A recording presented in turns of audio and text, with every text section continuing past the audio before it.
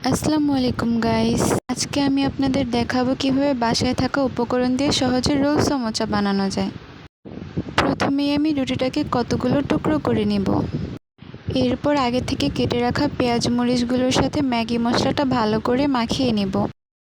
এরপর আমি ম্যাশ করে রাখা আলুর সাথে পেঁয়াজ মরিচগুলো ভালোভাবে মিশিয়ে একটি ডো তৈরি করে নেব। এইবার আমি এই আলুর ডোটা টুকরো করা রুটিগুলোর উপর দিয়ে রোল রোল করে সমোসা বানিয়ে নেব। এটাই হলো আমাদের রোল সমোসা। এভাবে সবগুলো বানানো হয়ে গেলে এবার আমরা সবগুলো সমোসাকে সুন্দর করে তেলে ভেজে নেব। আমি এগুলোকে আটার পানিতে ভিজিয়ে ভেজে নিচ্ছি। সমোসাগুলো যখন লাল লাল রং ধারণ করবে তখন আমরা এগুলোকে উঠিয়ে নেব। খেয়ে জানাবেন কেমন হয়েছে। আর হ্যাঁ, ভিডিওটি ভালো লাগলে সাবস্ক্রাইব করতে ভুলবেন না। ধন্যবাদ সবাইকে।